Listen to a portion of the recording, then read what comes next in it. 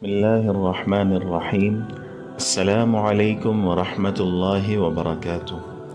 واقعہ کربلا کا تیسرا حصہ پیش خدمت ہے۔ حضرت حسین رضی اللہ عنہ کے پاس اہل کوفہ کے 150 خطوط اور بہت سے وفود پہلے ہی پہنچ چکے تھے۔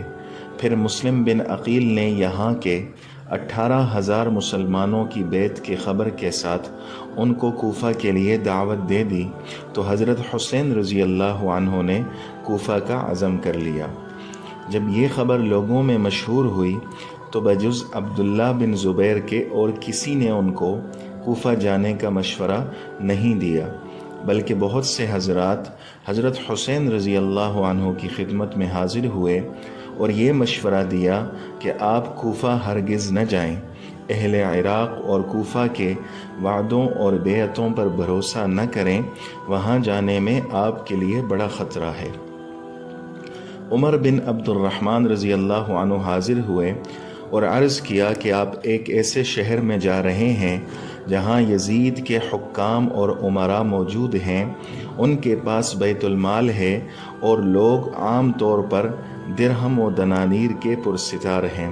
مجھے خطرہ ہے کہ کہیں وہی لوگ آپ کے مقابلہ پر نہ آ جائیں جنہوں نے آپ سے وعدے کیے اور بلایا ہے، اور جن کے دلوں میں بلا شبہ آپ زیادہ محبوب ہیں بنسبت ان لوگوں کے جن کے ساتھ ہو کر وہ آپ سے مقابلہ کریں گے۔ حضرت حسین رضی اللہ عنہ نے شکریہ کے ساتھ ان کی نصیحت کو سنا اور فرمایا کہ میں آپ کی رائے اور مشورہ کا خیال رکھوں گا۔ ابن عباس رضی اللہ عنہ کو جب حضرت حسین رضی اللہ عنہ کے اس ارادہ کی اطلاع ہوئی تو تشریف لائے اور فرمایا کہ میں یہ خبریں سن رہا ہوں، ان کی کیا حقیقت ہے، آپ کا کیا ارادہ ہے؟ حضرت حسین رضی اللہ عنہ نے فرمایا، ہاں میں ارادہ کر چکا ہوں اور آج کل میں جانے والا ہوں انشاءاللہ۔ ابن عباس نے فرمایا، بھائی میں اس سے آپ کو خدا کی پناہ میں دیتا ہوں، خدا کے لیے آپ مجھے یہ بتلائیں کہ آپ کسی ایسی قوم کے لیے جا رہے ہیں جنہوں نے اپنے اوپر مسلط ہونے والے امیر کو قتل کر دیا ہے اور وہ لوگ اپنے شہر پر قابض ہو چکے ہیں اور اپنے دشمن کو نکال چکے ہیں، تو بے شک آپ ان کے بلانے پر فوراً چلے جانا چاہیے۔ اگر وہ آپ کو ایسی حالت میں بلا رہے ہیں جبکہ ان کے سروں پر ان کا امیر قائم و موجود ہے اور وہ اس سے مغلوب اور متاثر ہیں اور ان کے حکام زمینوں کا مالیہ وصول کرتے ہیں، تو ان کی یہ دعوت آپ کو ایک سخت جنگ و مقابلہ کی دعوت ہے، اور مجھے یہ بھی خطرہ ہے کہ یہی لوگ آپ کو دھوکہ دیں اور مخالفت اور مقابلہ پر آمادہ ہو جائیں۔ حضرت حسین رضی اللہ عنہ نے اس کے جواب میں فرمایا، اچھا میں اللہ تعالیٰ سے استخارہ کرتا ہوں، پھر جو کچھ سمجھ میں آئے گا تو عمل کروں گا۔ دوسرے دن ابن عباس رضی اللہ عنہ پھر تشریف لائے اور فرمایا کہ میرے بھائی میں صبر کرنا چاہتا ہوں، مگر کیا کروں، مجھے صبر نہیں آتا۔ مجھے آپ کے اس اقدام سے آپ کی اور آپ کے اہل بیت کی ہلاکت کا شدید خطرہ ہے۔ اہل عراق عہد شکن اور بے وفا لوگ ہیں، آپ ان کے پاس نہ جائیے، آپ اسی شہر مکہ میں اقامت کریں۔ آپ اہل حجاز کے مسلم رہنما اور سردار ہیں، اور اگر اہل عراق آپ سے مزید تقاضا کریں تو آپ ان کو یہ لکھیں کہ پہلے اپنے امیر اور حکام کو اپنے شہر سے نکال دو، پھر مجھے بلاؤ تو میں آ جاؤں گا، اور اگر آپ کو یہاں سے جانا ہی ہے تو آپ یمن چلے جائیں کہ وہاں بہت سے محفوظ قلعے اور پہاڑیاں ہیں اور طویل و عریض خطہ ہے، وہاں آپ کے والد کے متبعین بھی بکثرت موجود ہیں۔ اس طرح آپ لوگوں کے ہنگاموں سے جدا رہ کر بذریعہ خطوط خود حق کی اشاعت اور حمایت بعافیت کر سکیں گے۔ حضرت حسین رضی اللہ عنہ نے فرمایا، ابن عباس میں جانتا ہوں کہ آپ ناصح مشفق ہیں، مگر میں اب عزم کر چکا ہوں، اس کو فسخ کرنے کے لیے طبیعت آمادہ نہیں ہوتی۔ ابن عباس رضی اللہ عنہ نے فرمایا میرے بھائی اگر آپ جانا طے کر ہی چکے ہیں تو خدا کے لیے اپنی عورتوں اور بچوں کو ساتھ نہ لے جائیے، مجھے خوف ہے کہ کہیں آپ اسی طرح اپنی عورتوں بچوں کے سامنے قتل نہ کیے جائیں جس طرح حضرت عثمان رضی اللہ عنہ قتل کیے گئے ہیں۔ حضرت حسین رضی اللہ عنہ اپنے نزدیک ایک دینی ضرورت سمجھ کر خدا کے لیے عزم کر چکے تھے۔ مشورہ دینے والوں نے ان کو خطرات سے آگاہ کیا، مگر مقصد کی اہمیت نے ان کو خطرات کا مقابلہ کرنے کے لیے مجبور کر دیا، اور ذی الحجہ سن 60 ہجری کی 3 یا 8 تاریخ کو آپ مکہ سے کوفہ کے لیے روانہ ہو گئے۔ اس وقت یزید کی طرف سے مکہ کا حاکم عمر بن سعید بن عاص مقرر تھا۔ اس کو ان کی روانگی کی خبر ملی تو چند آدمی راستہ پر ان کو روکنے کے لیے بھیجے۔ حضرت حسین نے واپسی سے انکار فرمایا اور آگے بڑھ گئے۔ عبداللہ ابن جعفر نے جب حضرت حسین کی روانگی کی خبر پائی تو ایک خط لکھ کر اپنے بیٹوں کے ہاتھ روانہ کیا کہ تیزی سے پہنچیں اور راستہ میں حضرت حسین کو دے دیں۔ خط کا مضمون یہ تھا: میں خدا کے لیے آپ سے سوال کرتا ہوں کہ آپ میرا خط پڑھتے ہی مکہ کی طرف لوٹ آئیں۔ میں محض خیر خواہانہ عرض کر رہا ہوں، مجھے آپ کی ہلاکت کا خطرہ ہے اور خوف ہے کہ آپ کے سب اہل بیت اور اصحاب کو ختم کر دیا جائے، اور اگر خدا نخواستہ آپ آج ہلاک ہو گئے تو زمین کا نور بجھ جائے گا، کیونکہ آپ مسلمانوں کے پیشوا اور ان کی آخری امید ہیں۔ آپ چلنے میں جلدی نہ کیجیے، اس خط کے پیچھے میں خود بھی آ رہا ہوں، میرا انتظار فرمائیں، والسلام۔ یہ خط لکھ کر عبداللہ بن جعفر نے پہلے یہ کام کیا کہ یزید کی طرف سے مقرر والی مکہ عمر بن سعید کے پاس تشریف لے گئے اور اس سے کہا کہ آپ حضرت حسین کے لیے ایک پروانہ امان کا لکھ دیں اور ان سے اس کا بھی وعدہ تحریری دے دیں کہ اگر وہ واپس آ جائیں تو ان کے ساتھ مکہ میں اچھا سلوک کیا جائے گا۔ عامل مکہ عمر بن سعید نے پروانہ لکھ دیا اور عبداللہ بن جعفر کے ساتھ اپنے بھائی یحییٰ بن سعید کو بھی حضرت حسین کی طرف بھیجا۔ یہ دونوں راستے میں جا کر حضرت حسین سے ملے اور عمر بن سعید کا خط ان کو سنایا اور اس کی کوشش کی کہ یہ لوٹ جائیں۔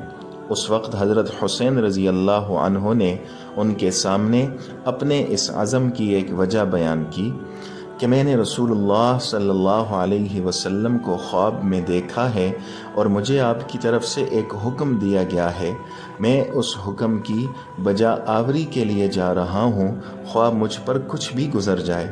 انہوں نے پوچھا کہ وہ خواب کیا ہے؟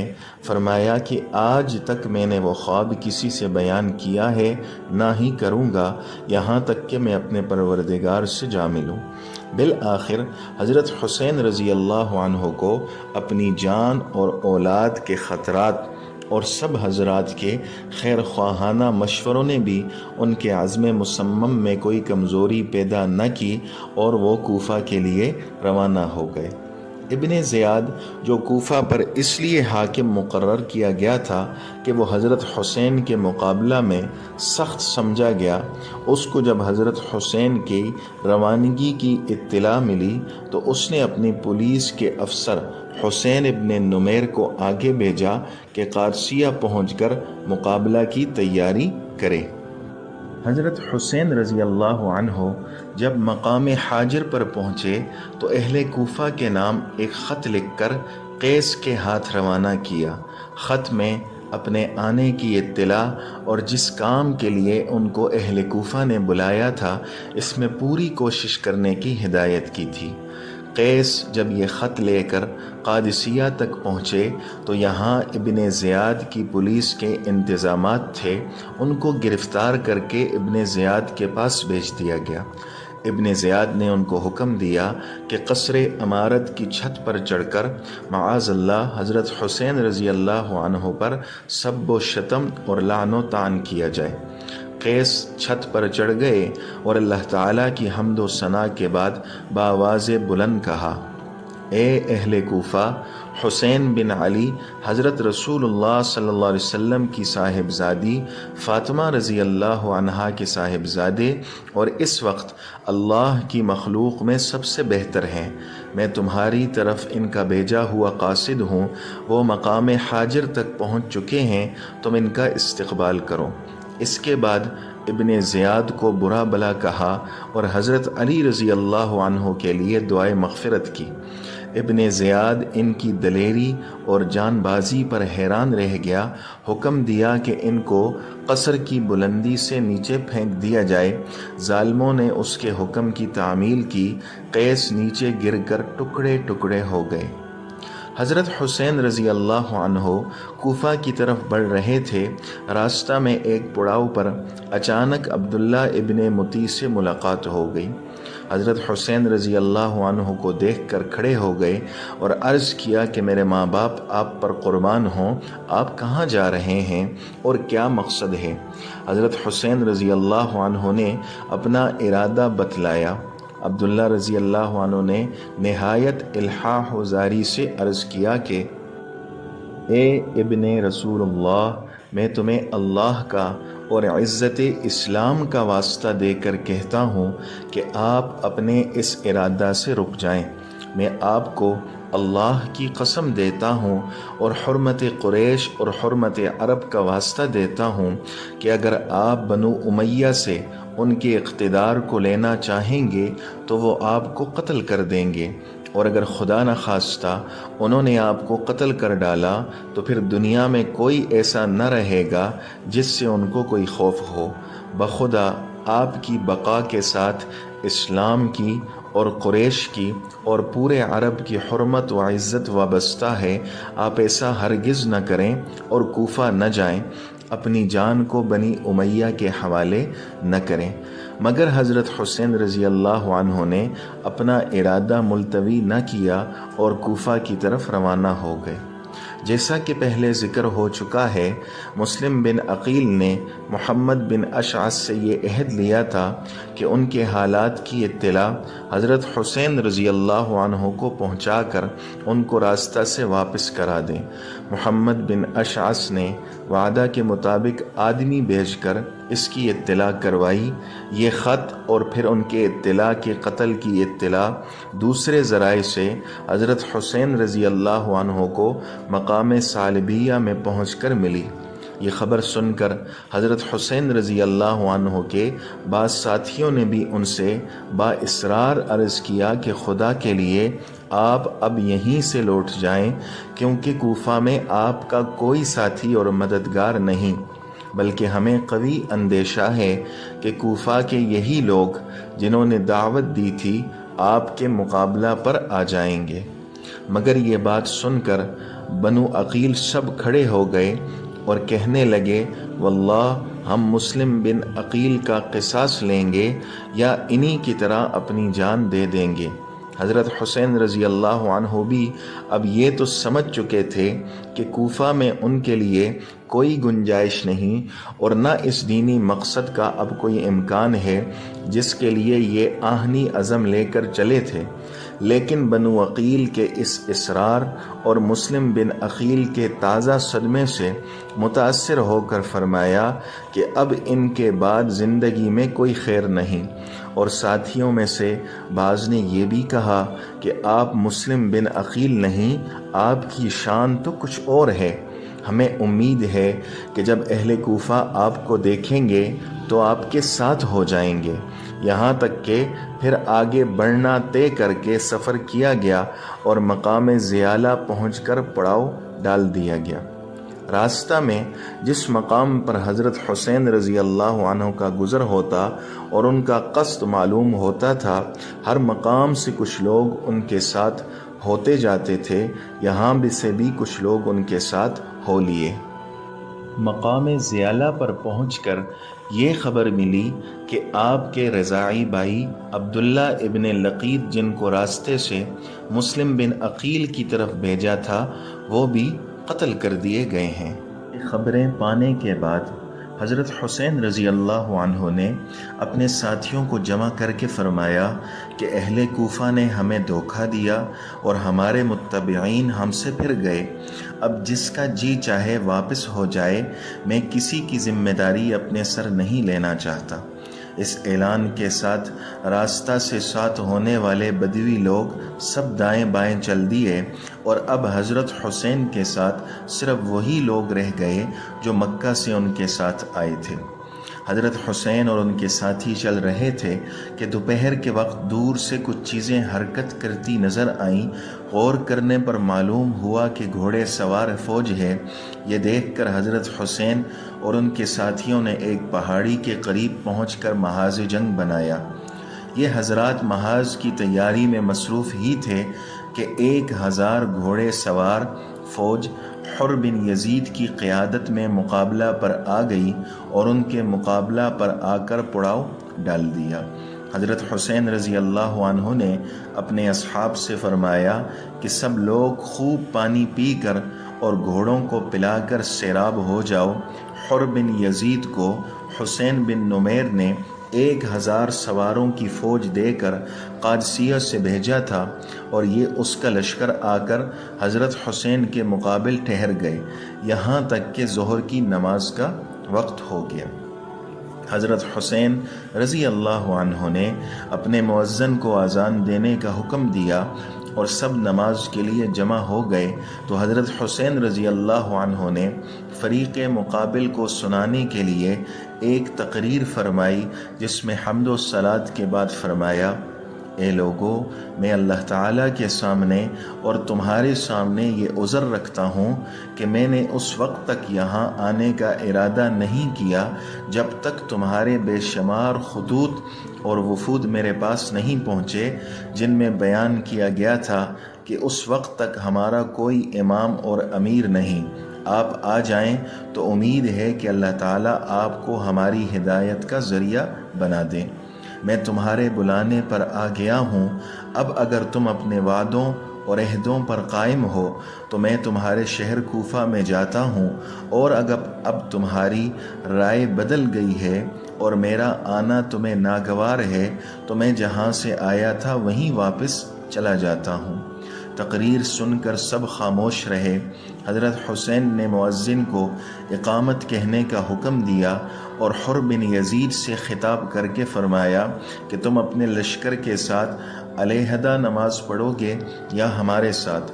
حر نے کہا، نہیں، آپ ہی نماز پڑھائیں، ہم سب آپ کے پیچھے نماز پڑھیں گے۔ حضرت حسین نے نماز ظہر پڑھائی اور پھر اپنی جگہ تشریف لے گئے۔ حر بن یزید اپنے قافلے میں واپس چلے گئے۔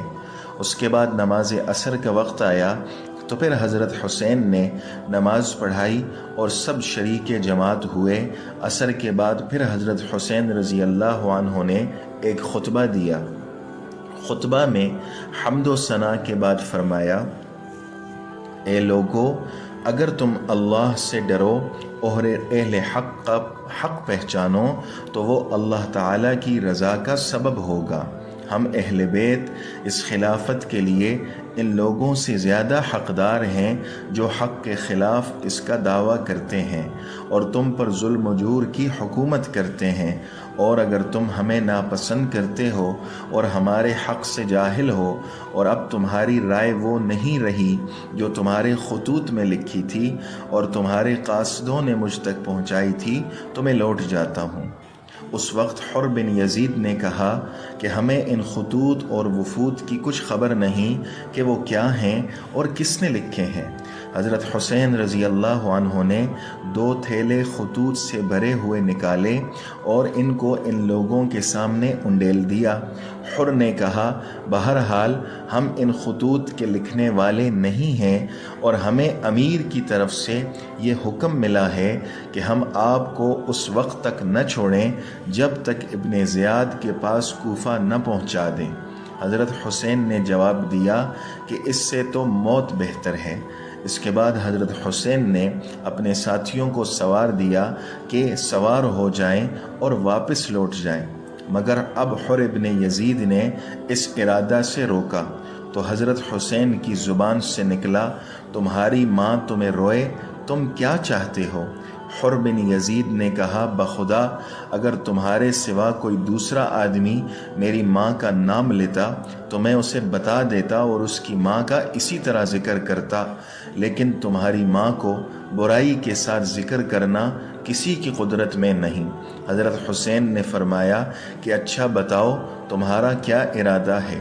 حر بن یزید نے کہا ارادہ یہ ہے کہ آپ کو ابن زیاد کے پاس پہنچا دوں۔ حضرت حسین رضی اللہ تعالی عنہ نے فرمایا تو پھر میں تمہارے ساتھ ہرگز نہ جاؤں گا۔ حر نے کہا تو پھر میں بخدا آپ کو نہ چھوڑوں گا۔ کچھ دیر تک یہی رد و قد ہوتی رہی۔ پھر حر نے کہا مجھے آپ سے قتال کرنے کا حکم نہیں دیا گیا، بلکہ حکم یہ ہے کہ میں آپ سے اس وقت تک جدا نہ ہوں جب تک آپ کو کوفہ نہ پہنچا دوں۔ اس لیے آپ ایسا کر سکتے ہیں کہ کوئی ایسا راستہ اختیار کریں جو نہ کوفہ پہنچائے اور نہ مدینہ، یہاں تک کہ میں ابن زیاد کو خط لکھوں اور آپ بھی یزید کو یا ابن زیاد کو لکھیں، شاید اللہ تعالیٰ میرے لیے کوئی ایسا مخلص پیدا کر دیں کہ میں آپ کے مقاتلہ اور آپ کی ایذا سے بچ جاؤں۔ حضرت حسین نے عزیب اور قادسیہ کے راستہ سے بائیں جانب چلنا شروع کر دیا اور حر مع اپنے لشکر کے ان کے ساتھ چلتا رہا۔ اسی اثناء میں حضرت حسین نے ایک خطبہ دیا۔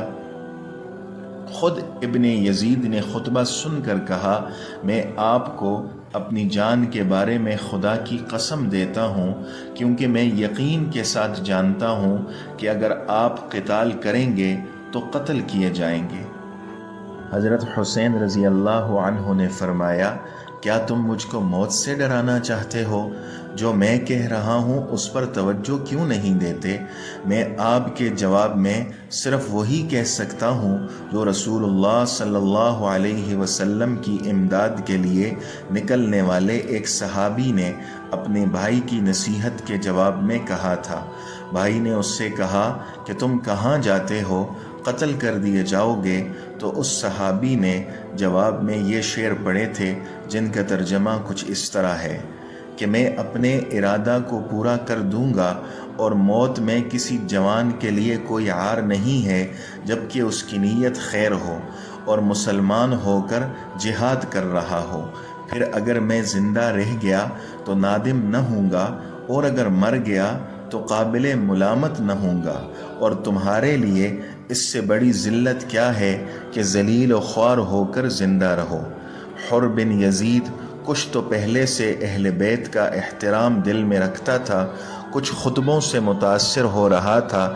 یہ کلام سن کر ان سے علیحدہ ہو گیا اور ساتھ ساتھ چلنے لگا۔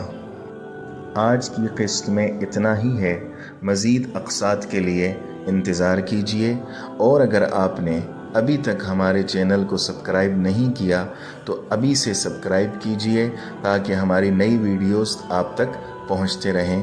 شکریہ، اللہ حافظ۔